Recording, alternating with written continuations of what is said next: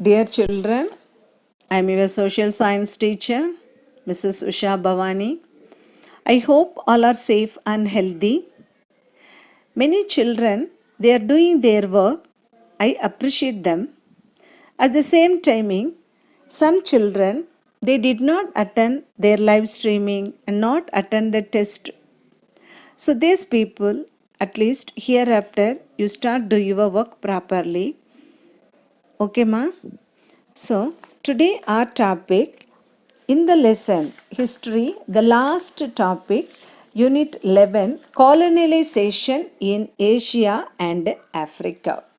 Unit 11, Part 3, colonialism, Asia and Africa only. In this lesson, already first and second video, you people learnt the territories forming Southeast Asia and establishment of colonies by the Portuguese, Spanish, Dutch, French, British and Americans. At the same timing, impact of colonization on the Malaya Peninsula, Indonesia, Burma, Indochina and Philippines. Okay, today we are going to learn the new topic is colonization of India. About the colonization of India towards the close of the 15th century, Portugal became the first European power to establish a trade link with India.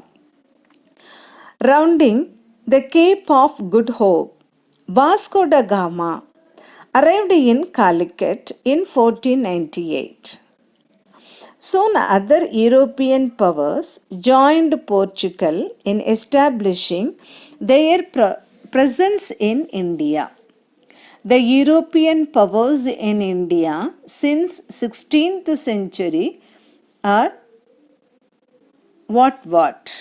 Here, Portuguese, their period 1505 to 1961. During this period, Portuguese European powers in India. Dutch East India Company, that is Netherlands, 1605 to 1825.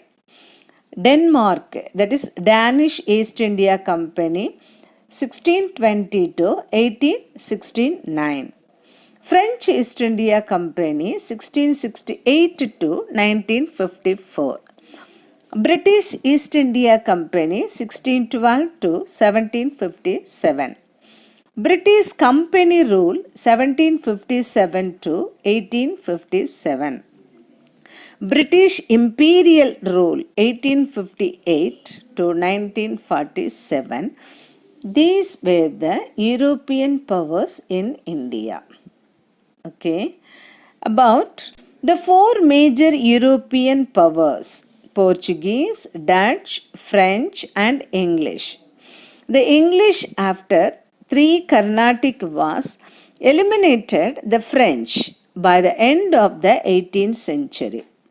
The British conquered all the regional powers. In particular, the most potential challengers, the Mysore Sultans and the Marathas, by defeating them in 3 Anglo-Mysore War and 3 Anglo-Maratha Wars. The conquest of the Gurkhas, period 1816, and the Sindhis, 1843, and the Sikhs, 1849, enabled them to emerge as a territorial power in India. Okay, here in the colonization of Indian economy, divide the process of the colonization of India 3 phases. Phase 1, mercantilist capitalism. Phase 2, industrial capitalism. Phase 3, financial capitalism. Okay. Colonization of Indian economy, that is called as mercantilist phase.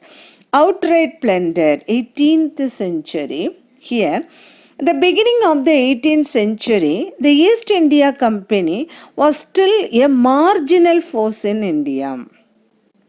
It relied on concessions from Indian rulers for its trading post along the coast. But soon it managed to establish strong ties with Indian merchants who sold their textiles and their goods from the interior.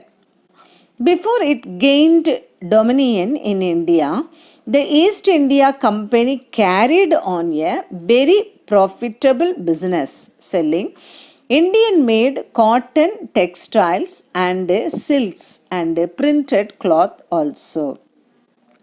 According to the Indian nationalist economist R.C. Dutt, weaving was the national industry of the people, and spinning was the pursuit of millions of women, said by R.C. Dutt. Indian textiles went to England and other parts of Europe, to China and Japan and Burma and Arabia and Persia and parts of Africa also are Indian textiles went.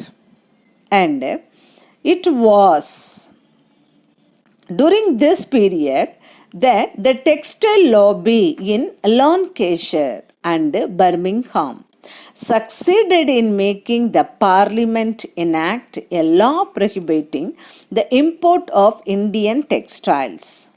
Those who were found in possession of or dealing in Indian cotton goods were fined £200. As the same in colonialism in India, 1750s and the early 1760s, Robert Clive, he gained control of the wealthiest part of the old Mughal Empire. The company exacted concessions such as exemption of company goods from transit duties, which even Indian merchants had to pay. In 1757, after the Battle of Plassey, the company got £1.2 million, out of which Clive himself took £31,500 besides a jahir, which provided an annual income of £27,000.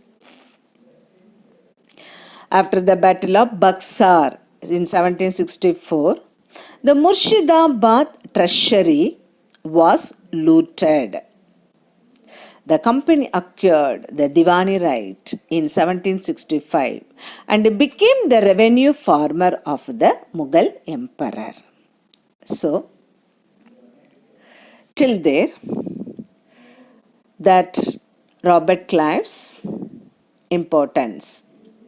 Industrial capitalist pace. The first half of the 19th century. By the beginning of 19th century, the company had emerged as a territorial power.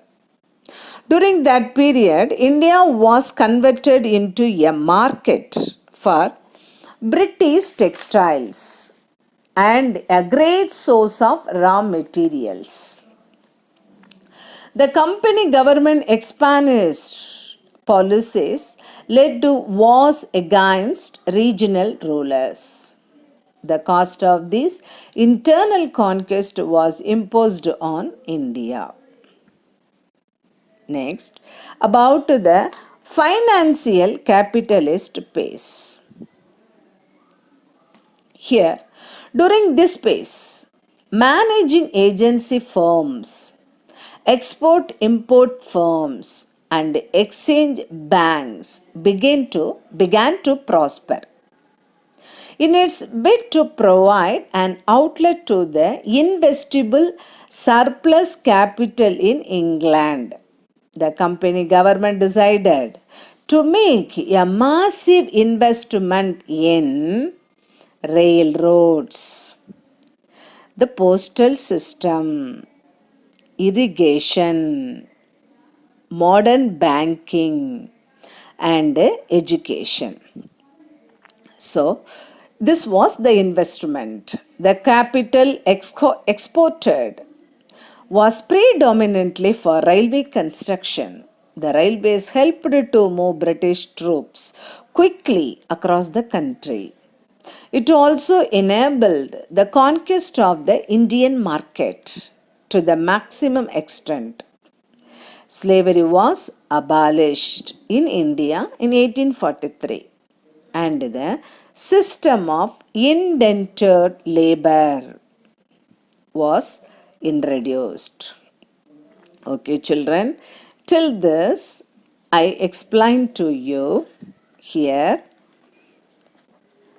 the colonialization of India and the industrial capitalist base and financial capitalist. Okay, go through this. Thank you, children. Thank you so much. Take care.